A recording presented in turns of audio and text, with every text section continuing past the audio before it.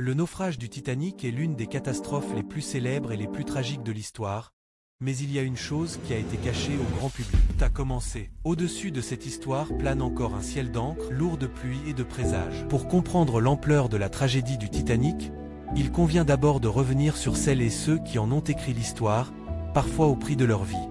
Les personnes qui travaillaient sur le Titanic ont joué un rôle déterminant dans la tragédie. Sur le vaste quai de Belfast, les imposantes grues s'activent autour de la coque encore neuve. Elles ont accompli à la fois des actes d'un courage extraordinaire et commis des erreurs terribles qui ont conduit au naufrage du navire. Certains membres de l'équipage se sont montrés héroïques, tandis que d'autres, désorientés, ont pris de mauvaises décisions aux conséquences dramatiques. Par ailleurs, les passagers, ingénieurs et concepteurs font tout leur possible pour s'assurer qu'en cas d'accident le plus grand nombre de vies puissent être sauvées, mais dans le cas du Titanic, quelque chose s'est très mal passé. Face à la mer qui fracasse ses rochers sans relâche, on se rend compte que quelque chose s'est très mal passé. Au moment de son lancement, le Titanic était le plus grand navire du monde. Il pouvait accueillir 3547 personnes au total, un chiffre impressionnant. Regardez un instant cette mer d'un calme absolu, elle semble promettre une traversée sans histoire.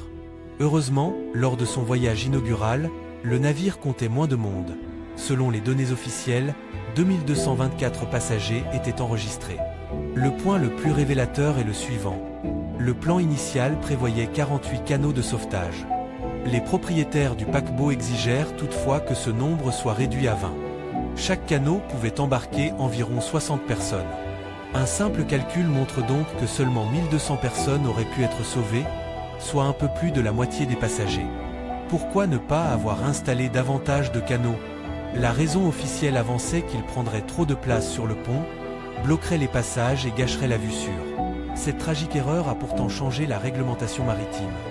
Dès 1914, la Convention SOLA est adoptée et un siècle plus tard, elle est ratifiée par des pays aux quatre coins du globe, du Canada jusqu'à l'Iran. L'esthétique et le confort furent donc placés au-dessus de la sécurité. Il faut reconnaître qu'à l'époque le navire était réputé insubmersible. Nul ne s'attendait à ce qu'il coule si facilement. On pensait qu'en cas d'avarie le Titanic resterait longtemps à flot. Pourtant, dans les eaux glaciales du Grand Nord, la nature impose toujours sa loi. Autrement dit, une évacuation immédiate et simultanée de tous les passagers n'était pas jugée envisageable. L'exercice fut annulé. On réalise normalement un Lifeboat Drill, un entraînement durant lequel l'équipage répète la préparation, la mise à l'eau et la manœuvre des canots, tandis que les passagers apprennent à évacuer calmement et à éviter la panique en situation d'urgence. Ce jour-là pourtant, le Titanic voguait déjà au large, la dernière terre aperçue n'était plus qu'un îlot solitaire battu par les vagues. Idéalement, ces exercices doivent se dérouler chaque semaine. Le Titanic a appareillé le 10 avril, un exercice était donc programmé pour le 14 avril. Mais, pour une raison mystérieuse, il fut annulé. À ce jour, nul ne sait pourquoi le capitaine Smith prit cette décision. Excès de confiance ? Pensait-il qu'il restait trop peu de jours au voyage pour que ce soit utile ? Quoi qu'il en soit, ce choix coûta la vie à de nombreuses personnes. Passagers et équipage n'étaient pas préparés à une évacuation d'urgence, si bien que plusieurs canots conçus pour 60 personnes dérivèrent presque vides, seuls sur l'immensité marine. Bien des décennies plus tard, après avoir exploré une zone de 150 000 carrés sans rien trouver, Ballard conclut que l'emploi du sonar pour localiser l'épave du Titanic avait peu de chances d'aboutir. Pendant ce temps, une palanquée de plongeurs scrute méthodiquement les fonds marins à la recherche du moindre indice. Il décida donc de se concentrer sur la recherche du champ de débris, s'appuyant sur l'expérience acquise lors de la quête d'un sous-marin coulé. Contrairement au sonar, incapable de distinguer les objets d'origine humaine des formations naturelles, les caméras d'Argo le pouvaient. En outre, le champ de débris constituait une cible bien plus vaste que l'épave elle-même. La nouvelle stratégie consistait à remorquer Argo en continu, 24h24, le long du fond marin, tandis que des équipes se relayaient pour analyser en direct le flux vidéo.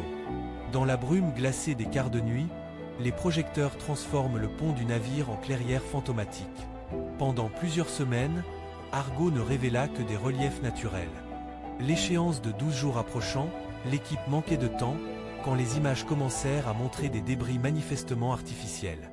Au milieu de ce chaos, un treuil corrodé surgit de l'ombre, couvert d'algues et de coquillages. En suivant cette piste, un objet plus imposant apparut. Sa silhouette correspondait aux photographies du navire étudié par l'équipe. Argo venait de survoler l'une des chaudières du Titanic. Regardez ce triste squelette d'acier, même les colosses des mers finissent rouillés et brisés. Le 1 septembre 1985, après 73 ans de recherche, l'épave du Titanic fut enfin découverte. Elle se trouvait à environ 15 milles du point d'où l'appel de détresse avait été lancé. Le lendemain, l'équipe revint sur place, repéra la poupe du navire à quelques 2000 pieds de distance, puis la proue, confirmant ainsi le témoignage des survivants. Le Titanic s'était bien brisé en deux avant de sombrer. Pour visualiser la violence d'une coque qui cède, contemplez ce cargo projeté contre la côte, éventré et immobile. Aujourd'hui encore, des plongeurs explorent ces vestiges fantomatiques pour arracher quelques secrets aux géants de 1912.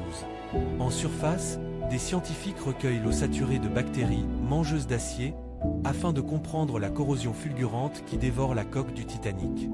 De retour au laboratoire, ils observent ces micro-organismes sous le microscope, dévoilant un univers minuscule qui ronge lentement le géant métallique.